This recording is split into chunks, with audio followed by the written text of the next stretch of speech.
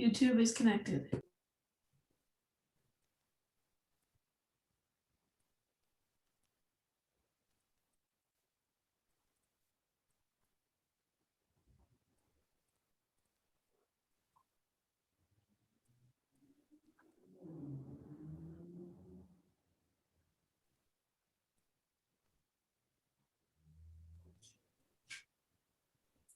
I'm going to open the room, John. Here we go. Good.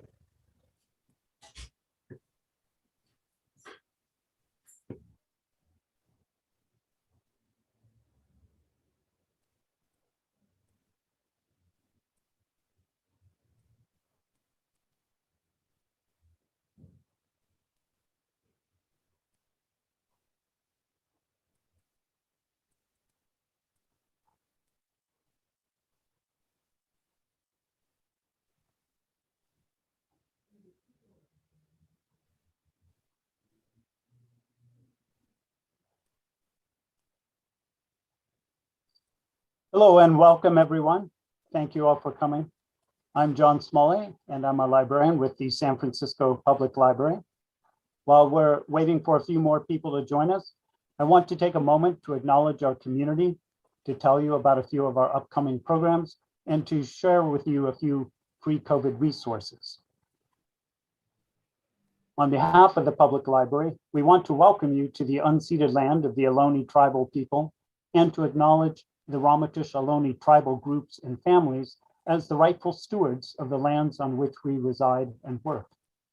Our library is committed to uplifting the names of these family and community members, and we encourage you to learn more about first-person rights. On June 1st, the library's Summer Stride Literacy program begins, and it will run through August. Summer Stride is the library's annual summer learning, reading, and exploration program for all ages and levels of abilities. Join us for author talks, reading lists, book giveaways, nature experiences, and more. You can register today. I will put the link in the chat. One of our first programs on June 5th, Mick Michael presents a program about gardening with succulents. Later the month, June 21st, San Francisco's poet laureate Tongo Eisen Martin hosts a conversation between authors Marlon Peterson and Casey Lamone. They'll be discussing Peterson's new book, Bird Uncaged, an Abolitionist's Freedom Song. You've probably all heard about SFPL To Go. The library continues to offer curbside service at the main library and at half of the branch libraries. You can place holds on items online or over the telephone, then we'll notify you when to pick those items up. The first and second floors of the main library are now open 7 days a week, as are the Chinatown and Mission Bay branches. Computers and printing services are again available at the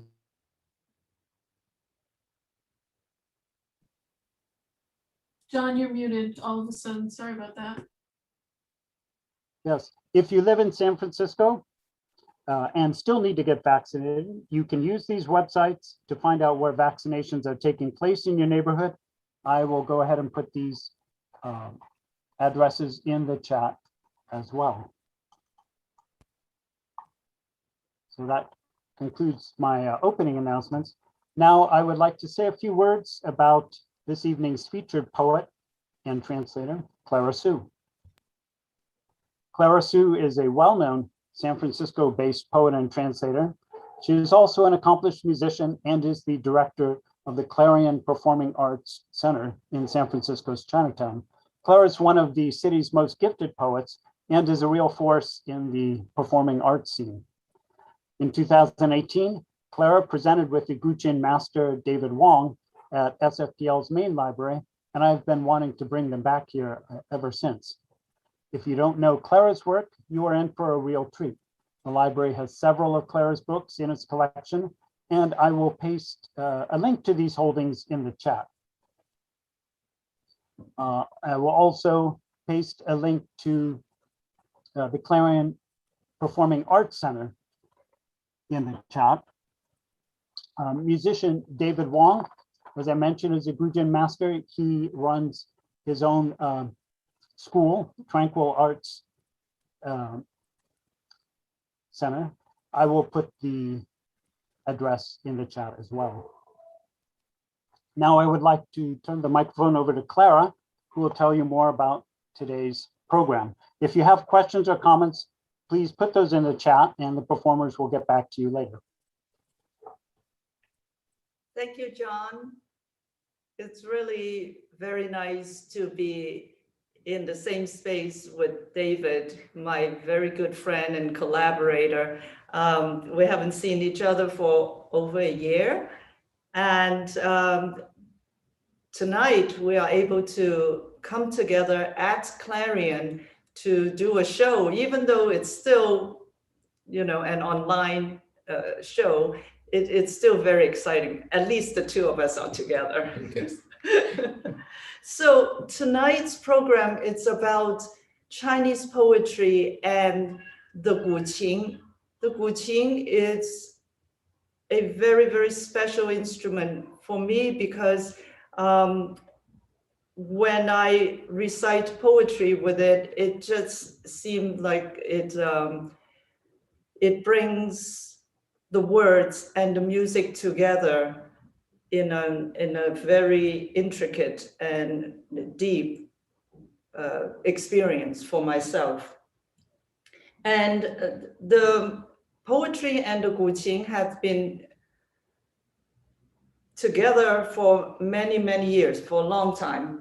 The earliest reference of the Guqin in poetry is from the Shijing, and Shijing was a collection of poetry from the 11th to the 7th century BC.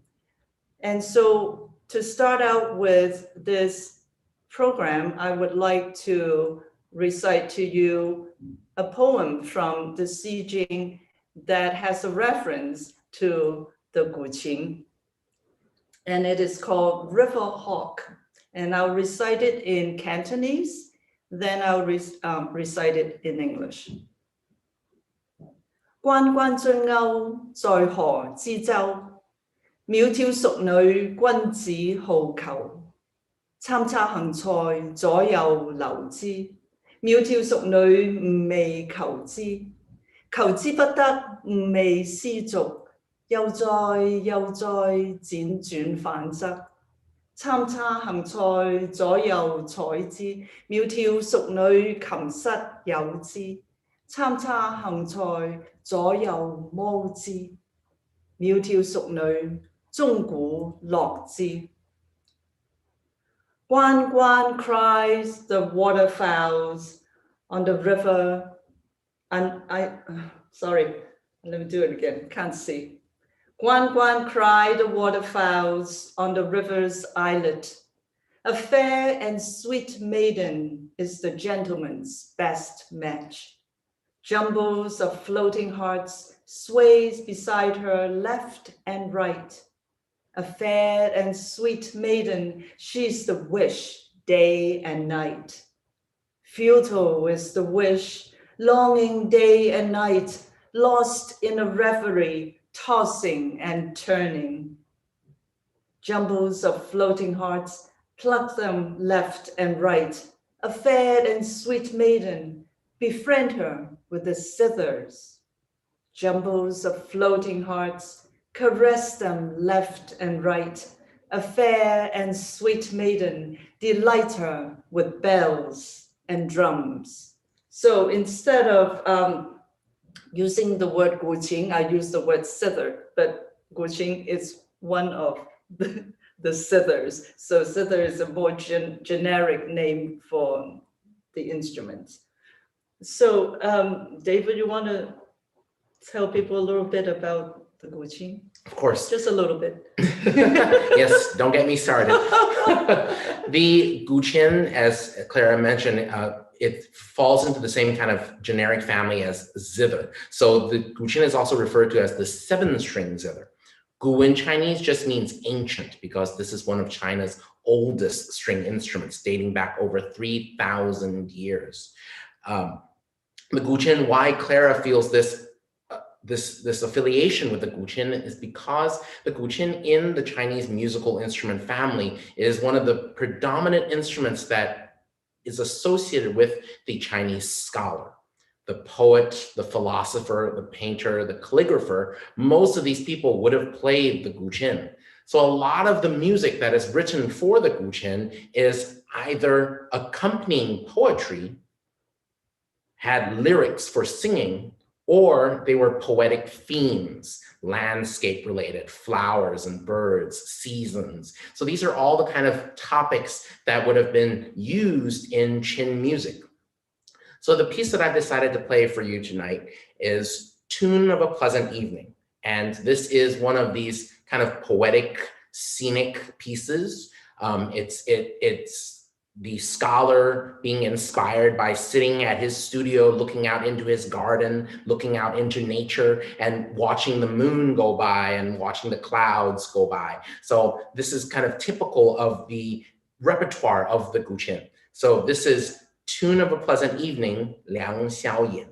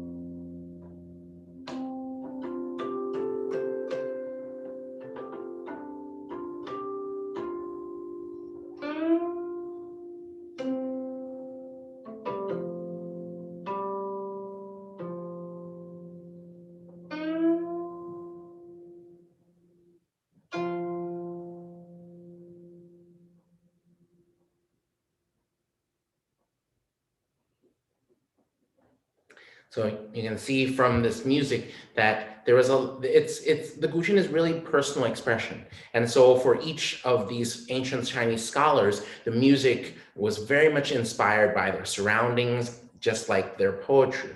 So the second piece that we want to show you actually is from a video that we did in 2018. We had a event here called Flower Moon Lantern Riddles, in which we recited poetry with the guqin and also solved riddles with the audience. We had a lot of fun. And one of the videos has a piece called the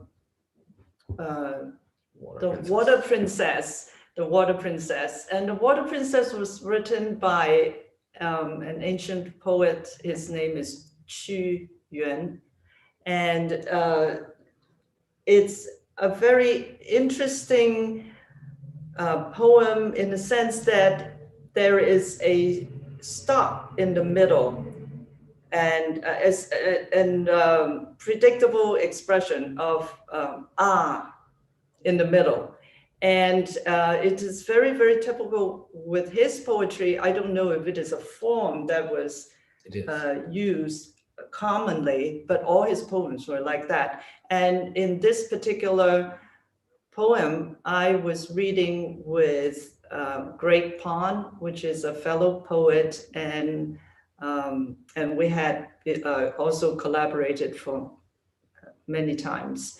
And David, even though you won't see him in this video, he was playing the Guqin. So John, if you can put the video on for us. Great. One moment. Yes.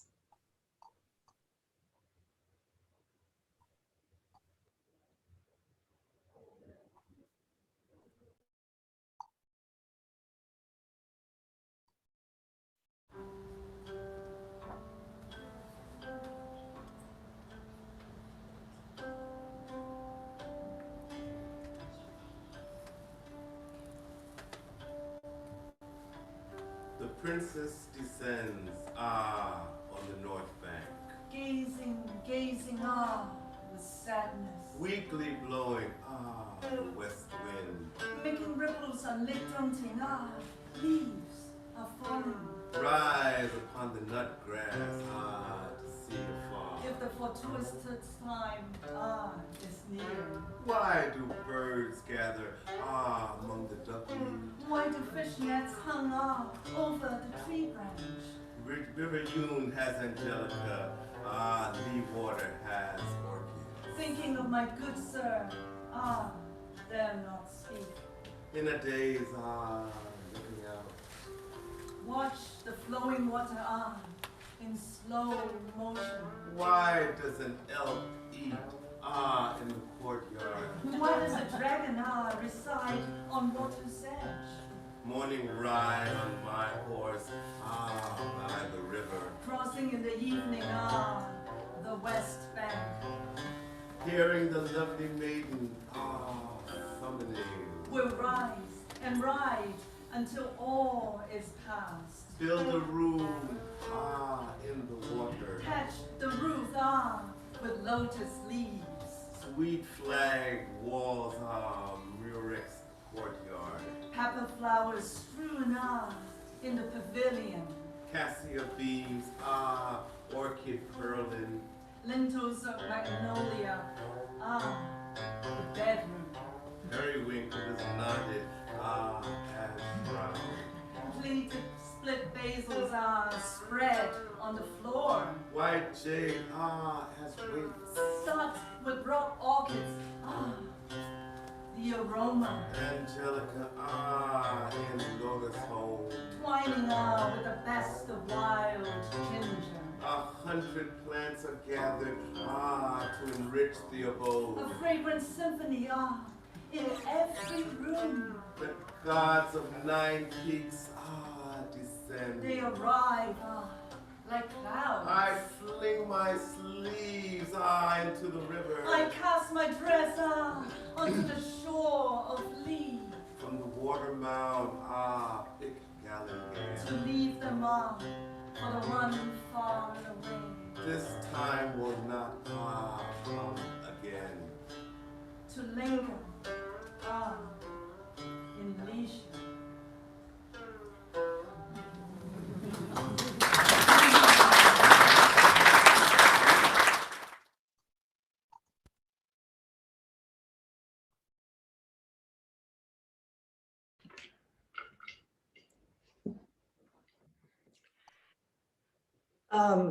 The Water Princess was written because Shijing, the poet, was traveling to many different villages in the country, and he saw the people worshiping the earth god, the sky god, and he saw how they, all dressed in very, very colorful costumes, and they were dancing. And a lot of the times what they wanted to do is to fall in love and with the gods. And so this yearning to be with the god, how to do it is to prepare a beautiful room, prepare very fine food to give to the god, and so that the god would come and visit them and they can be united.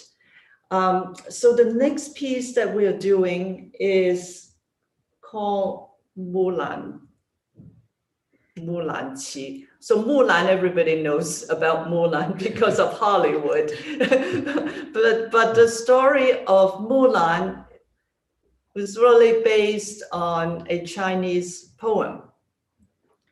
And David, you want to talk about the 4 different types of Chinese poetry? Absolutely. And just to kind of comment on what Clara was saying before about the water princess, that usage of the word ah in Chinese is actually the word xi, and it literally means to breathe.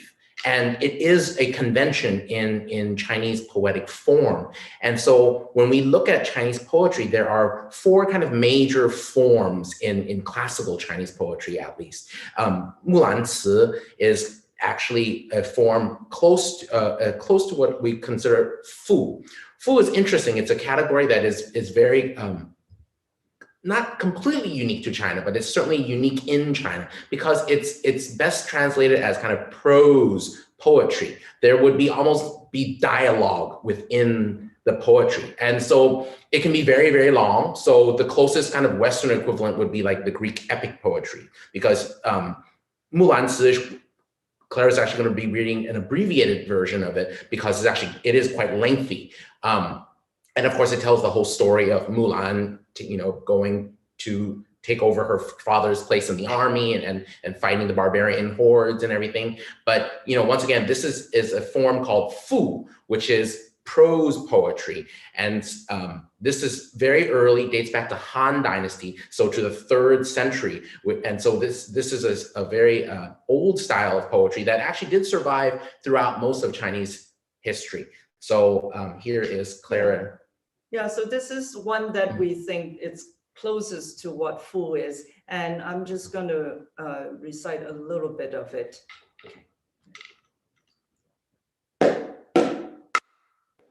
Tích tích復積積，蘭江湖積，一問機處聲，為問女嘆息。問女何所思？問女何所憶？女亦無所思，女亦無所憶。昨夜見軍帖，可看大點兵。軍書12卷，卷卷有爺眉。阿爺無大兒，木蘭無長兄。願為市鞍馬，從此替爺征。So she's going off to war, and we'll go into something else. Yes, the long and lengthy poem. So what we want to do next for you is actually a category called ge. Ge in Chinese just means song. And what this was a style popular in the Yuan dynasty, which is the Mongol dynasty. It's the 14th century, around the 14th century. And what basically happened was they would take lyrics, and the lyrics became very poetic. And so they would have sung them. They were part of operas. They were part of folk music. So this is something that is actually, it is a poem that is applied to music. So this was actually originally a poem, then turned into lyrics. And so it is used as part of the Guqin repertoire. And it is the poem itself is from the Tang Dynasty, but we're integrating it with a lot of the lyrics from later dynasties. And Clara will introduce a little bit of the name and everything. I don't have it written in. Oh, okay. What is I will introduce it. You will introduce it. The actual original poem is from a Tang Dynasty poet by the name of Wang Wei. He's one of the 3 kind of major poets of the Tang Dynasty. And it's actually, the poem's name is Seeing Yuan Er, his friend Yuan Er. This is a very it's a long poem, title. and it's another typical category within Chinese poetry, which are these farewell poems. And that's another category that the Chinese poets love to write. They wrote a lot of poems whenever friends were leaving, going off to a different post, a different job, or going off to the frontier. They would write these farewell poems. And this is basically seeing off or farewell to Yuan Er as he leaves for Anxi, which is a a province outside of the capital where Wangwei was. So this then applied to this piece, which we refer to as the 3 variations of Yangwan Pass, which is that border pass at the frontiers of China.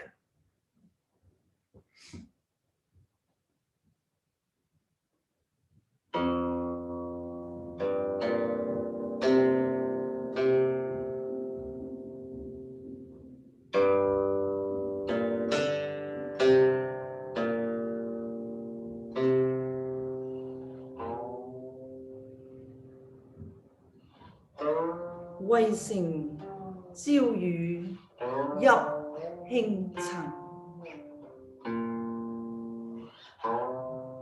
客舍聲蒸流色身，勸君更盡一杯酒，西出陽關無故人。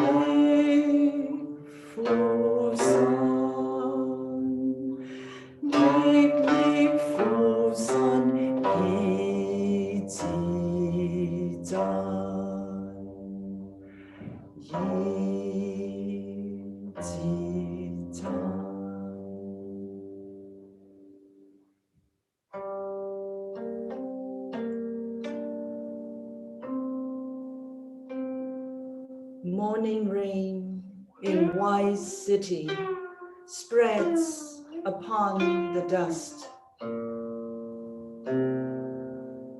The willows are greening against the guest house. Please take a cup of wine. Friends are absent west of the gate.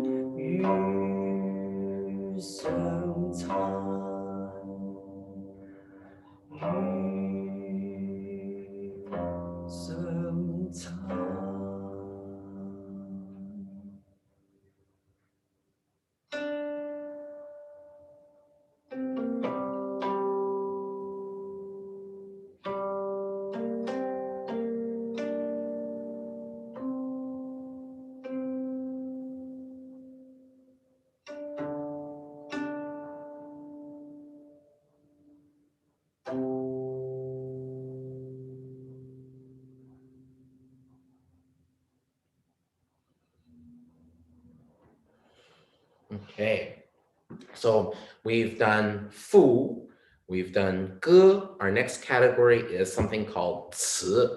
Ci literally means lyrics. And what it is it's unlike the song or the ge category, because what they did is they would use a popular melody of some form, a folk melody or some sort of operatic melody, and they would use that rhythm within that melody and compose a poem to that. So the structure is not exactly free, but it's not following a regulated structure as in the last category, which is going to be shi poetry. So ci poetry is a little bit more free because you do have a free melody line that you're working with. And so it can be vary in length as well. I wanted to mention one of the things about why we have Clara also reciting in Cantonese, because most of you will think of Chinese as being Mandarin, which is the official kind of Chinese dialect. Ancient Chinese, especially Tang Dynasty Chinese, many linguists do agree that it would have been closer to Cantonese than to Mandarin. Mandarin is actually a much later dialect. And so a lot of the rhyming schemes in Chinese poetry actually work better in Cantonese than they do in Mandarin. So that's one of the predominant reasons why we have Clara reading in Cantonese. Of course, she is Cantonese. So I am Cantonese. That makes a big difference as well. And I can't speak Mandarin very well, but I do think that Cantonese is a very musical and rich and complex language. And so, so it's my preferred go-to language to recite Chinese poetry. So the next one, we're talking about the qi, and I would like to show another video. And this is actually my favorite video. My cousin Tina took the video when there was a lot of people here. That was 2016, I believe, when we had a grand opening of the Clarion Music Center, and it was Halloween night. Well, yeah, sort of. Yeah, when I took back the place, which is a long story, but anyway, we had a Halloween haunted house gala, and David and a friend of ours, Alan, and me, we all dressed up. I dressed up as a ghost. They dressed up at, I don't know what it was. Spirits. And we did this piece by Hsu Guqin, Lament to a Dead Wife. And it's really one of my favorite piece that we've done. And so if John, if you can put that one on for us, that would be great. Thank you.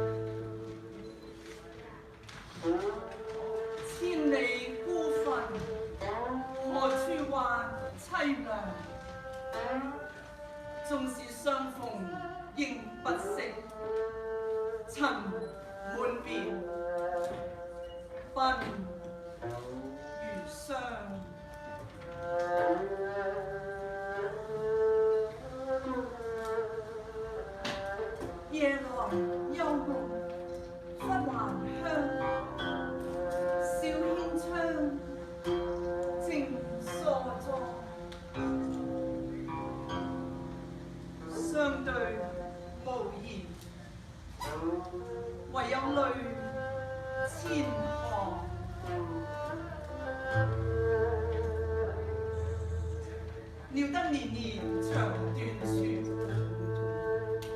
明月夜，斷松江。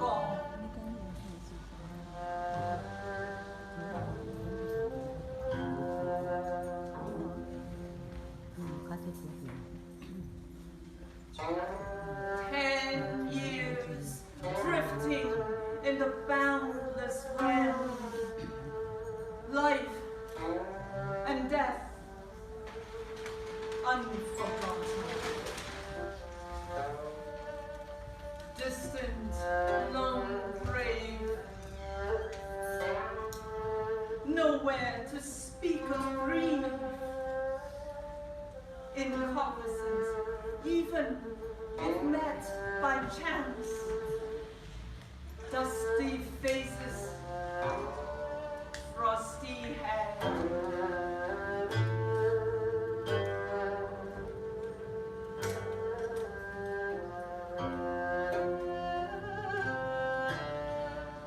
Home appears in a tranquil dream,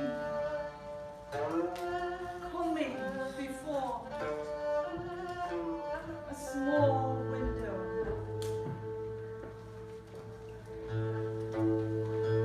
Wordless stares, a thousand streams of tears.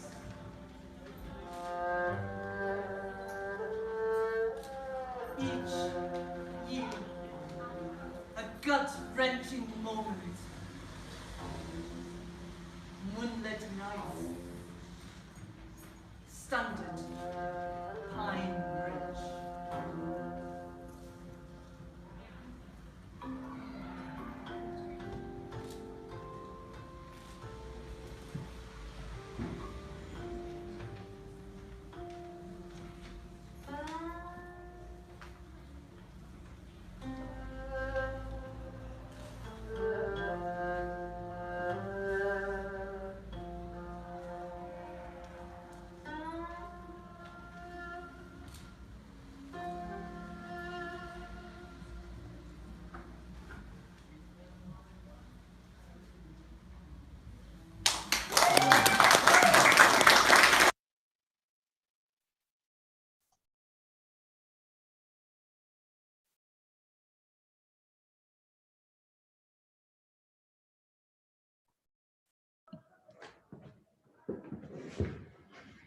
That was definitely an interesting evening. The next category and the last one, so we've done fu, which is the prose poetry, ge, which is song, ci, which is kind of lyric or lyrical poetry, and then now we have shi. Shi is definitely unique to China because it is also known as structured or regulated poetry. And so we're dealing with something that is usually 5 characters or 7 characters, and it can be in 2 pairs of couplets, so 4 lines, or it can be longer than that. But in general, you're always going to have a very defined structure, not only in its rhyming scheme, but also in its rhythmic scheme, which is also what makes this style of poetry so easy to put to music, because of the fact that there's a very clear rhythm pattern in this style of poetry. The piece that we've decided to do for you is kind of an interesting piece because it spans the topic, the name, and this theme spans most of Chinese history. The piece is called Moon Over the Mountain Pass, Guan Shan Yue in Chinese. And it refers to the soldiers who go off to the frontiers of China to protect the empire. And they have this duty, this sense of duty, but they also miss their family. And they realize that by looking up at the full moon, this is the same moon that is shared by their family. So it makes them feel that there's that connection there. The moon in Chinese culture has this idea of togetherness. And so for the Autumn Moon Festival, this is the time when the family comes together to celebrate the harvest, to come together to eat, and to just celebrate, the family. And so this idea of the moon is very important. So this theme goes back to Han Dynasty, 3rd century. The poem that is used as the lyrics for this piece is actually Tang Dynasty, 8th century. The piece that we're using probably is around late Ming Dynasty, Qing Dynasty. So we're looking at the 17th century. And it was finally published in one of the most recent publications for it is in the 1930s. So you can see that this theme of Moon over the Mountain Pass actually has spanned most of Chinese history and culture. So that's why it makes it a very interesting piece, not only musically, but poetically. So here is Guan Shan Yue, Moon over the Mountain Pass.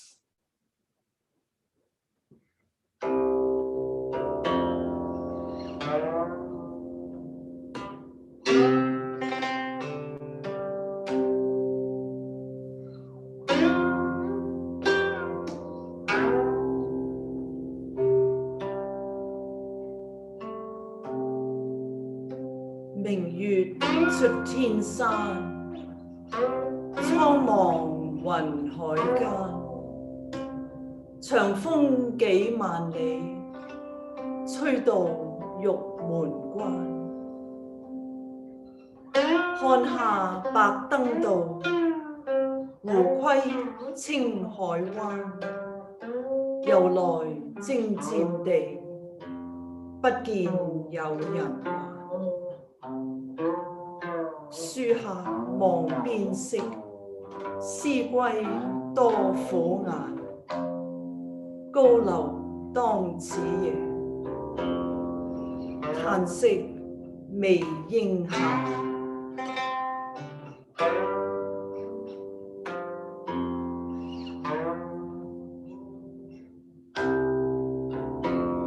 Arise, bright moon, from heaven's mountain, bleary in the vast cloud sea. The incessant wind blows for thousands of miles, blows until it reaches Jade Gate Pass. Han soldiers travel on pure ascension road. Savages are prying at Cyan Bay. From the beginning, battlefields have no sighting of men returning. Garrison guests look out to the border. Homeward thoughts heighten their bitter countenance. This night, the storied building is gripped by the sound of sighing.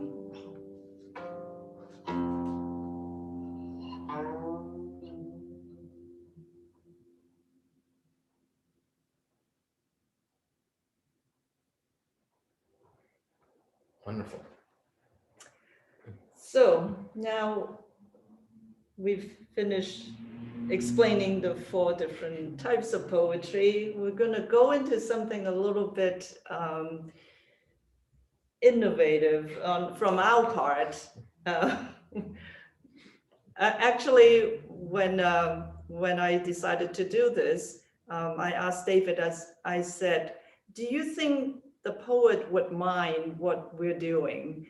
And David said, oh, I don't think so. Of all people, I think she will love it. And so what happened is that we decided to take Chinese poetry to a burlesque show. And the poem that I picked out, it's by a woman poet of the Song Dynasty. Her name is Li Qingjiao. And this particular poem is incredibly sensual. She had a very difficult life. She was very talented. She had a good marriage, but very short-lived. Her husband passed away. And after her husband passed away, she basically was alone. And her poems were written in her house, in her home. As a woman, she wasn't able to travel like the men could.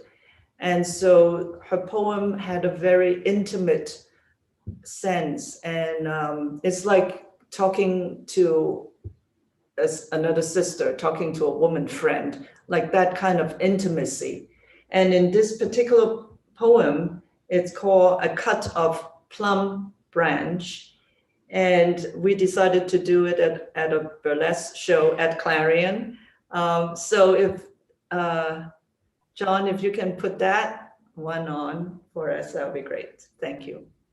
One moment.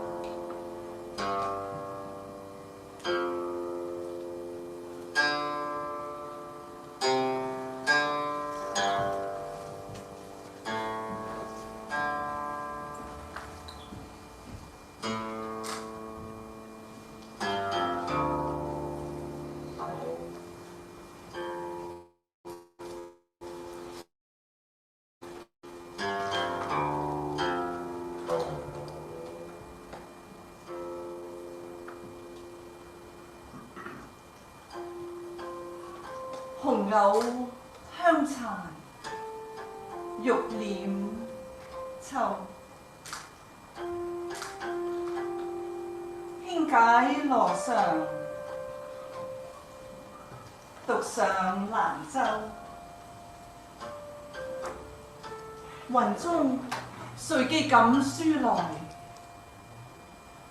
雁是回時，月滿西樓。花自飄零，水自流，一種相思，兩處閒愁。此情無計可消除，才下眉頭，卻上心頭。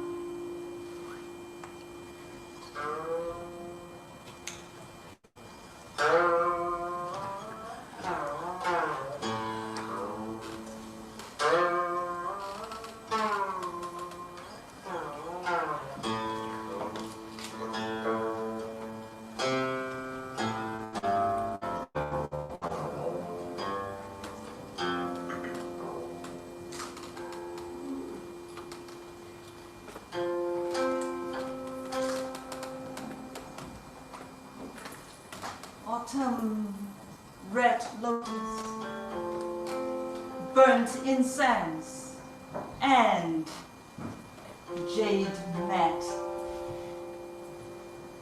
Untie the translucent gown.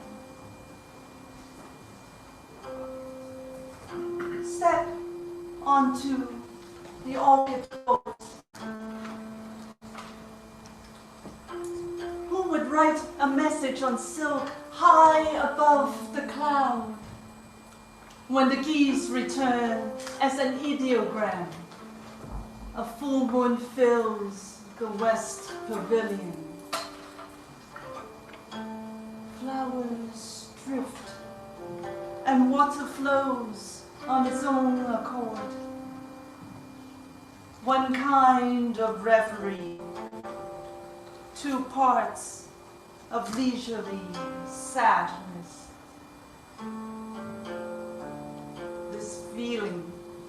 This feeling cannot be dispelled. The moment it drops from the brow, it swells in the heart.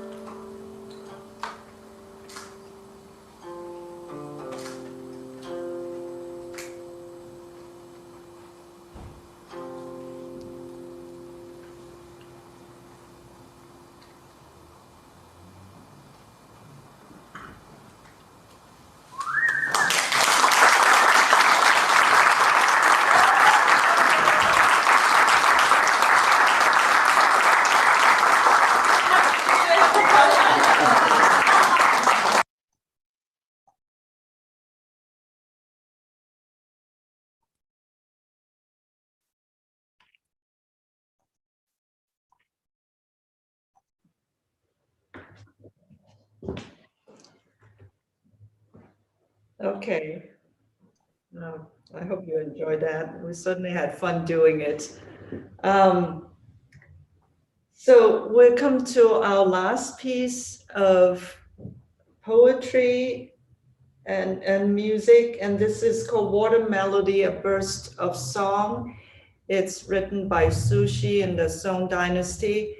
And this piece we have started, David and I started collaborating in 2005, I believe. And it was the first piece that we did together. And to this day, it's still one of our favorites. It's a beautiful piece. You know, Guqin music is very, very meditative, extremely slow. This one is faster. One of the few pieces. One of the few pieces that actually move along. So the piece is actually the piece that I'm using to accompany her. And let me explain this really quickly is that some of the pieces that we've done today are actually the Guqin piece itself has lyrics like Moon Over the Mountain Pass, like Yangguan Sanjie, the variations on 3 variations of Yang Pass.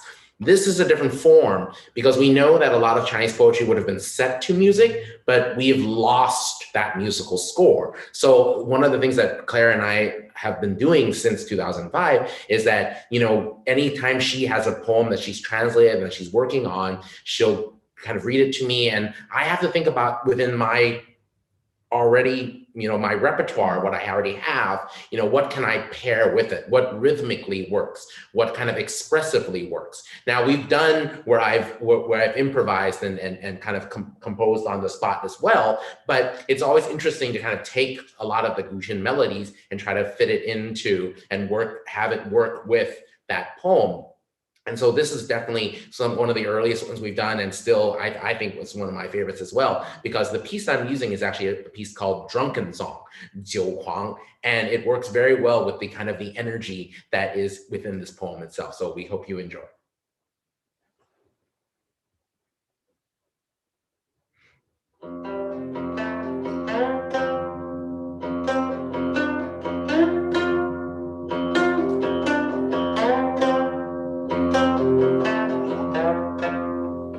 明月幾時有？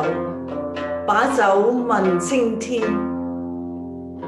不知天上宮闕，今夕是何年？我欲乘風歸去，又恐瓊樓玉宇，高處不勝寒。起舞弄清影，何似在人間？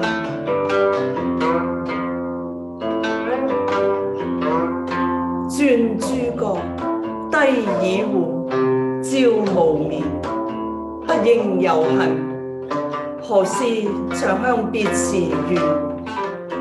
人有悲歡離合，月有陰晴圓缺，此事古難全。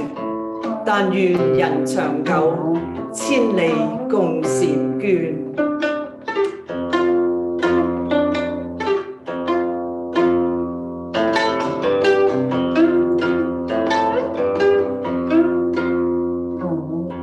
轉諸角，低綺戶，照無眠。不應有恨，何事長向別時圓？人有悲歡離合，月有陰晴圓缺，此事古難全。但願人長久，千里共嬋娟。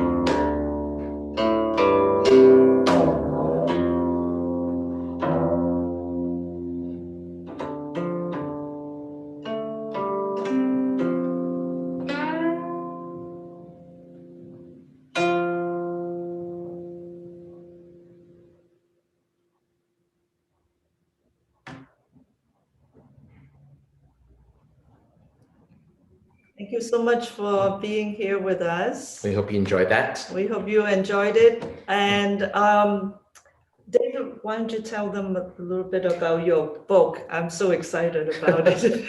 It's been years in the making, but we did, thanks to Clara's help, we did finally get my little introduction to the Guqin and Guqin culture. It's also my course book that I use for my students. So if you're interested in looking at kind of the sheet music and just getting to know a little bit more about the background, the history, the culture, and kind of some of the essays that were written by ancient scholars about the Guqin, it is out there right now. And it's called The Study of Guqin. Yeah, you can find it on Amazon. It's on Amazon, yes. David, thank you. Maybe we can get that book in the library's collection also. I did put the link to David's Tranquil Resonance Studio in the chat once again. Feel free to visit the site and also Clara's websites as well. I just want to thank both of you. David, that was marvelous. You're so articulate on the Chinese poetic forms. That was a great pleasure. It's an honor to have people as knowledgeable and as talented as you, sharing your talents with the library, with the public and the YouTube public as well. Thank you so much for agreeing to do this. And Clara, I love your poetry, and until recently, I hadn't realized how gifted you were as an actress. But a theatrical side, don't you? So thanks to really bringing those to life. I thought it would be fun to share something with the audience that you shared with me a few days ago, a rap. Would you like to say a few words about that before we close out with that? Yeah, the rap, it's called Gai Mo So rap. So Gai Mo So is the chicken feather duster that, well, I think most Asian parents would have this chicken feather duster at home to use to dust the corner of the house. But if you turn it around, you also can use the other end of the duster, which is a stick, to use to discipline your children. And so we all grew up with the chicken feather duster. And I was talking with my friend Cynthia over dinner, and we were just saying that with all the crimes against Asian elders, we really admire that one grandma who took up a wood board and defended herself and injured her attacker. And she reminded us of the chicken feather duster. And so that night I went home and I kept thinking about the chicken feather duster, and I wrote this rap called the Gaimoso rap. And once I wrote it, I showed it to my friends and they just think it's really, really cool. So we said, okay, so we're gonna put it together. We have it recorded and then we have it videotape. We had my son-in-law came and videotape us doing it and we put it out there. And right now it's getting a lot of attention. A lot of people obviously enjoyed seeing that because it reminded them of the past, but in a way that, you know, the Gaimoso, it's a symbol of authority. And I think that raising the Gaimoso, you know, just to show that there is order, you know, we want order in our society. So we're not using it to punish anybody, but to be a reminder that we have to have order in our society so that we can all live peacefully. So anyway, so we're gonna turn into a rapper now. Okay, I'm going to share this. Thank you, Clara. I have to work on him.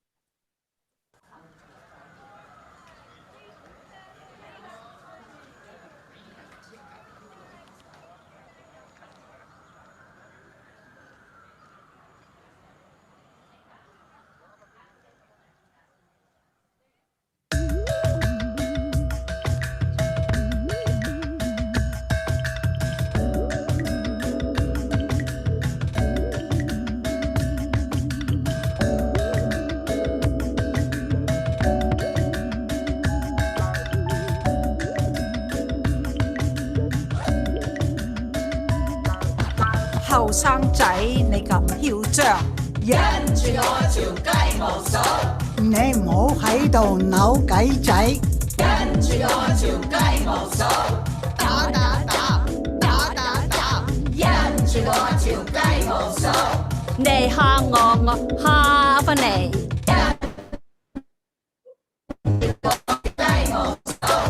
We grow up with this Gaimo, so it comes down hard and makes your bottom pink, but your brain opens up and you start to think what's right, what's wrong, and what really stinks. Knowledge doesn't generate automatically from your little pea brain. The elders are your teachers, the elders are your guides. When you mess with them, you're committing suicide. Wise guy, wise guy, wise guys. 你截到去仆街啦你！跟住我條雞毛掃，中山勢以為好叻仔，跟住我條雞毛掃。我係你個婆，我係你個媽，跟住我條雞毛掃。要啱就過來，我唔客氣話，跟住我條雞毛掃。Drop the violence, drop the hate. Be smart and cool, don't take the bait. Working yourself into such a state. Your manner towards a senior is most irate.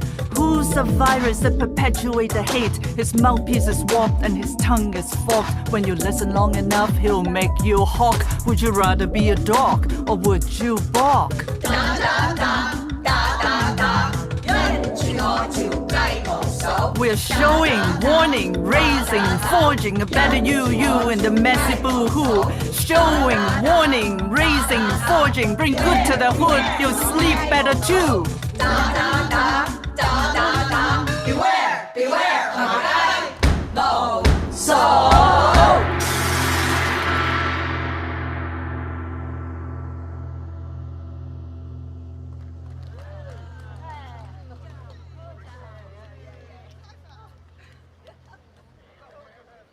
Woo! Woo, woo, woo.